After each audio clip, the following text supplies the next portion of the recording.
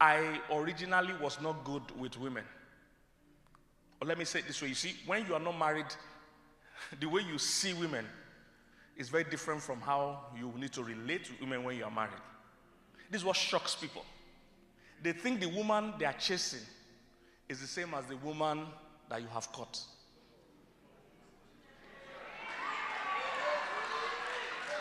They are not the same. They are not the same. So this is why men are stunned. In most men's mind, the wedding is the end of something. But for women, the wedding is the beginning of something.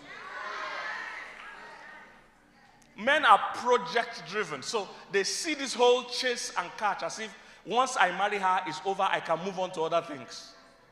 They see it as the end of something. This is why men want the wedding. They see it as the end. They say, oh, finally. The woman is seeing the wedding as the beginning. She too is saying finally. But the finally is let the games begin. So the man is trying to rest. The woman is just lacing her shoes. Now let's get it started. All the things I've dreamt about. All the things I've imagined I will do with my husband. Let's start to do it. And the man now wants, because men enjoy the project, women enjoy the process. So a man wants to get to the end of the issue, wants to get to the point.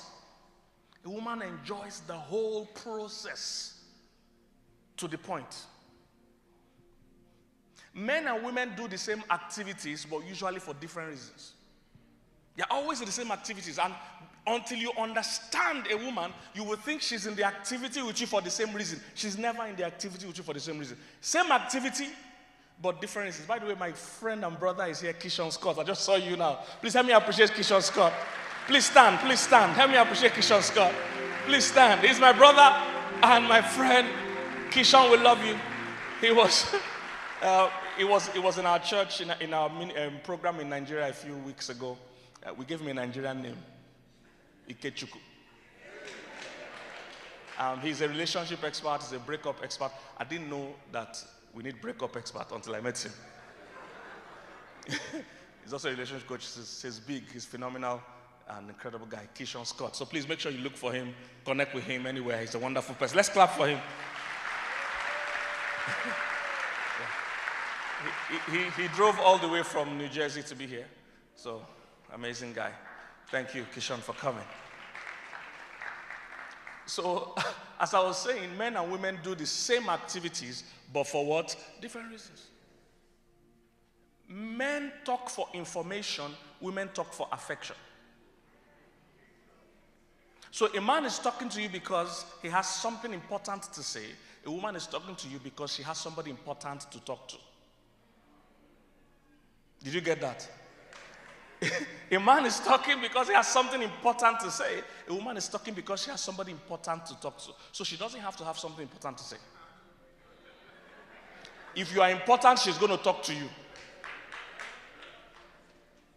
So at the beginning stages, when we are in the talking stage or you are in the dating stage and all that, the man is talking, but he's doing information gathering.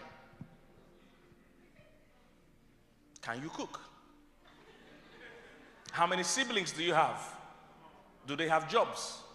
Are they going to be a liability on our marriage? And she's saying, he's so interested in my family. No, he's not.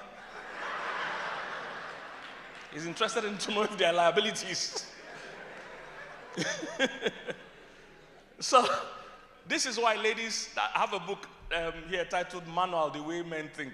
And I try to coach ladies so that they understand how men think. So this is why ladies, when a guy is chasing you, he's talking to you morning, afternoon, night, the moment you say yes, he's busy. Do you notice? Because for him, mission accomplished. He doesn't see why we need to talk morning, afternoon, night anymore. He has gathered all the information he needs to make a decision. And he has reached a decision. So there's no need for these long hours of talk. There's a book there titled Manual. It's like, I had to coach women how men think. And I tell women, this is why don't be eager to tell a man everything about your life the first day. Spread it out a bit. Some women talk too much too soon. The first day you've told him everything, by the next day there's nothing he needs to know again. He knows everything there is to know. Are you here, somebody? So they are always doing the same activities, but for different reasons. The woman talks to you because you're somebody important. So the woman you are chasing is not really the same woman when you are in the marriage or in the relationship. You see, her demands, her expectations have kind of shifted. This is why many guys are good boyfriends but horrible husbands.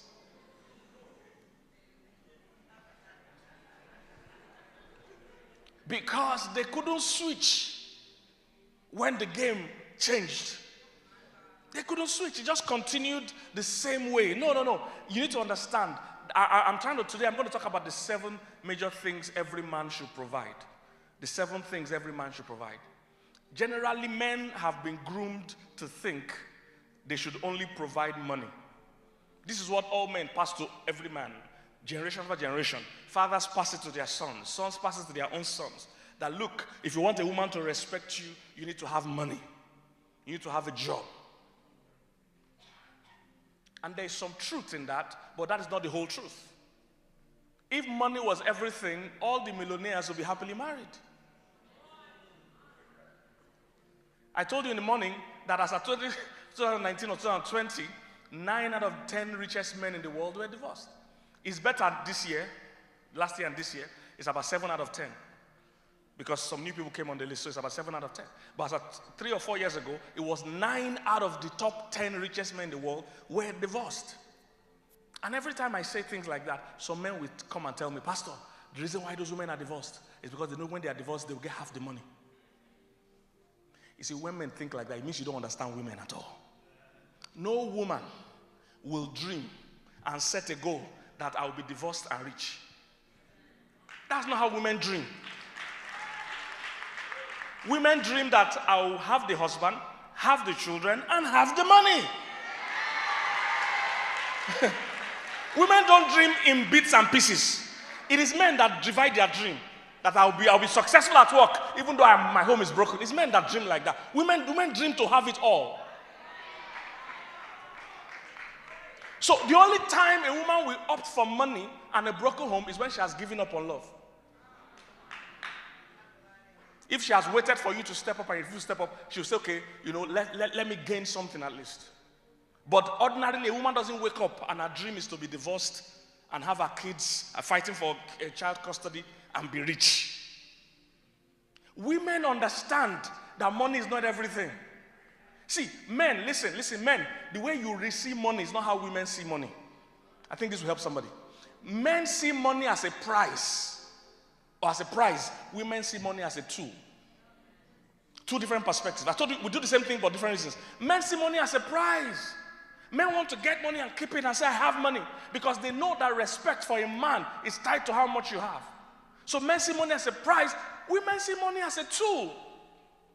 So women know that we have to spend money. We don't make money just to have money.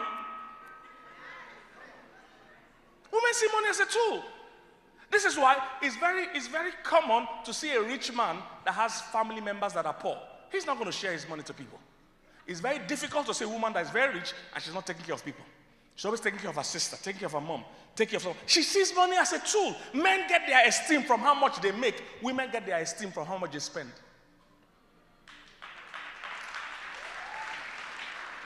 That's why things like women's bags are expensive. Their shoes, they get esteem from how much they spend. Those bags they sell, those things, men don't buy those kind of bags. Men get their esteem from how much they make. Is somebody getting what I'm saying? So when you understand that, so money is not everything to a woman.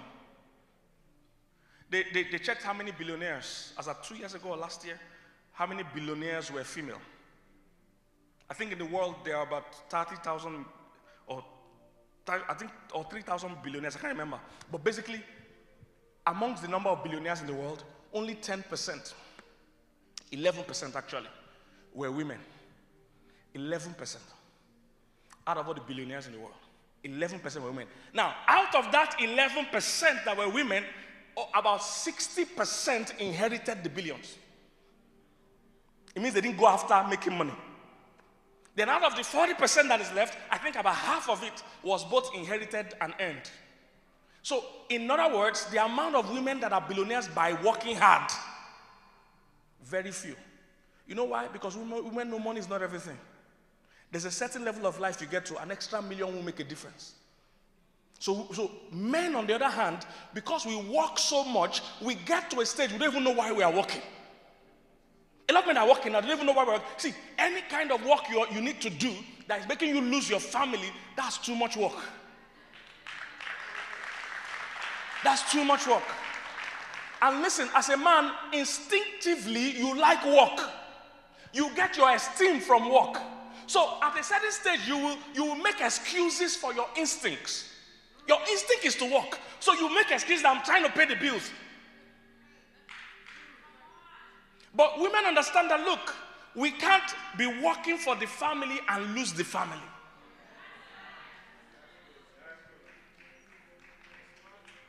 Women understand there's a stage of life you get to an extra million won't make a difference. So a woman would rather lose that extra million and have fun with her family. Women know you need time to look beautiful. You need time just to rest. You need time just to enjoy time with family. But when men get in the workflow, they start working and working and working. They get to a stage, they don't even know why. If you claim you are working for the family, then you need to pay attention to the family.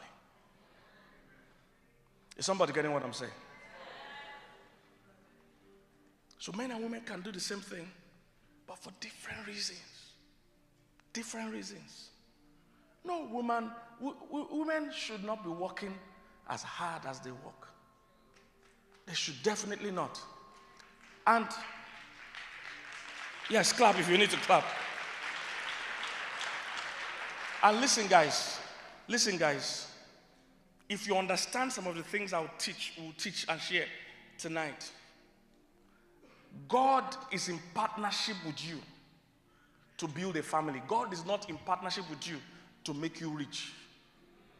Of course, he wants you rich. But you see, God understands that life is beyond riches. There are so many rich, crazy people in this world. Rich, frustrated people in this world. Rich, dysfunctional families in this world.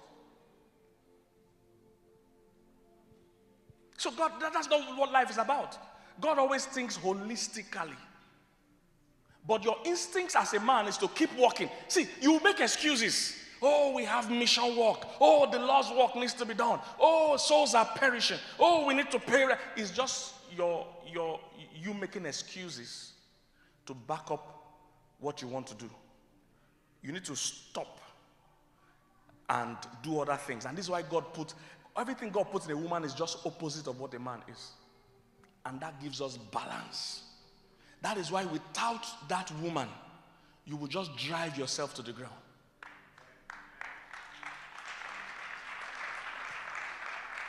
That's why one brings a balance. Everything a man is, a woman is just the opposite. Men are work-oriented, women are family-oriented. The first thing God gave Adam was a job. So men get their esteem from their work. The first thing God gave Eve was a husband.